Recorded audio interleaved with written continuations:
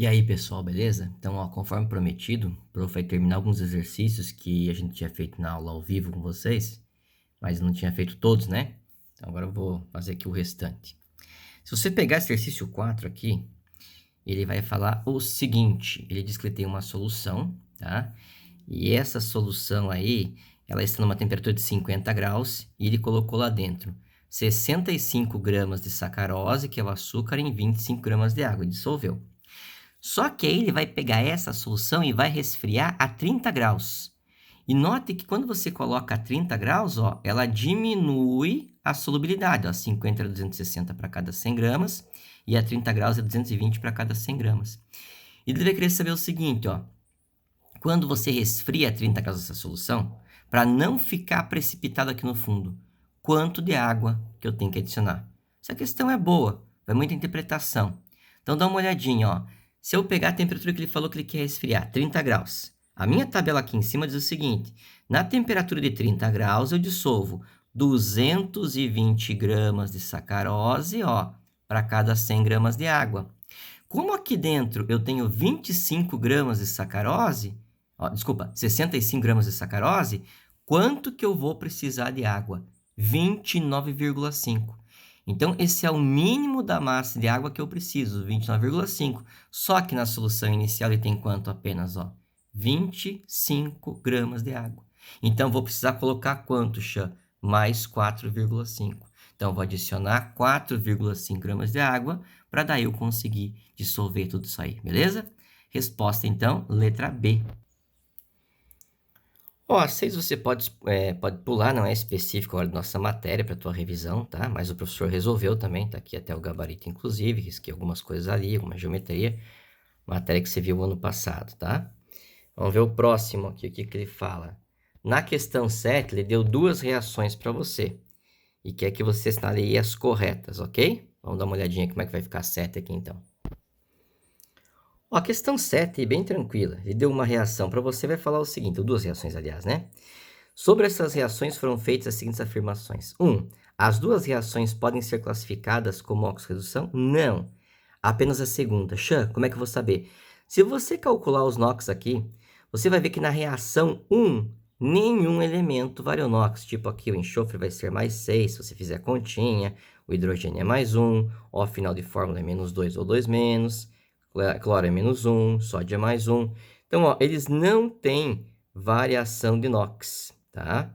Se não tem variação de NOx, não tem como ser considerado oxo-redução. Aí eu fiz o NOx para você dar uma olhadinha.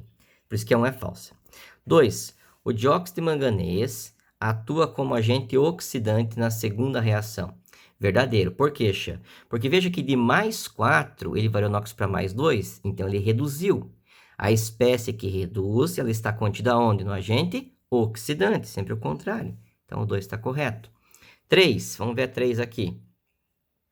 Na segunda reação, nem todos os átomos de cloro presentes no HCl sofrem variação de NOx. Verdadeiro. Dá uma olhadinha aqui, ó. Esse HCl que ele falou. Por exemplo, ó, esse cloro ele é menos 1. Aqui aparece depois da seta, ó, cloro menos 1 também. Aqui não variou NOx. Mas então teve variação? Já teve, porque esse cloro aqui é 0. Então, esse cloro daqui, ó, para cá ele não varia, mas como são 4 HCls, ó, tem cloro que vai variar, que vai virar substância simples. Então, quer dizer, nem todos variaram, mas alguns vão variar. Por isso que a 3 está correta.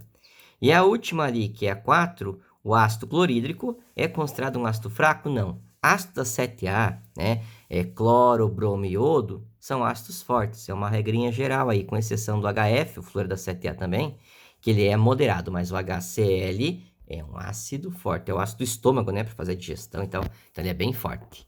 Por isso que só 2 e a 3 estão corretas. Ó, a questão 8, ele deu duas reações para você analisar, bem fácil de resolver também. A primeira ali já é correta, ó. Sobre o tema e o texto, claro, você teria que ler o texto aqui e tal. É correto afirmar que, dá uma olhadinha aqui, o alumínio, substância simples, é 0. Se você calcular o alumínio ligado aqui, ele vai ser mais 3. Alumínio é inox fixo, tá? Quando ele está ligado com alguém, ele sempre vai ser 3 positivo, ó, tanto é que ele perdeu 3 elétrons, ó, por isso virou 3 mais. Então, quer dizer, ele aumentou, ele sofreu oxidação. Por isso, a correta é a letra A, variou de 0 para mais 3. E a questão 9 aqui, ela vai falar da conversão de energia química em energia elétrica. Isso é uma pilha, tá? É um fenômeno que ocorre em uma célula galvânica, por exemplo, uma pilha. Daí pediu para você assinalar a correta, né? Ele falou: a eletricidade é produzida a partir de uma reação química não espontânea. Mentira, toda a pilha é sempre espontâneo, tá? Não espontâneo chama-se eletrólise, que é a matéria da próxima aula.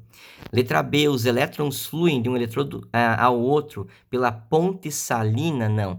Ponte salina é aquilo que dá o equilíbrio iônico das cargas. Se você pegar a aula que o professor deu sobre a pilha de Daniel, dá uma olhadinha lá que eu falo bem rapidinho sobre a ponte salina, tá?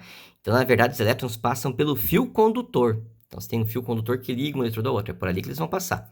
Letra C. Na solução de uma célula galvânica, os cátions movem-se na direção do cátodo, sofrendo redução e aumentando a massa do eletrodo. Perfeito. Se você pegar de novo aquela pilha de Daniel que eu dei uma aula para vocês, coloquei o link lá no YouTube, você olhar, você vai ver exatamente isso.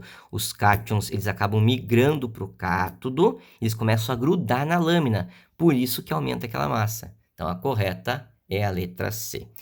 Valeu, galera. Esse era o último que o Prof não tinha corrigido. Dê uma revisadinha aí, dê mais uma olhada e qualquer coisa me chama aí para tirar uma dúvida.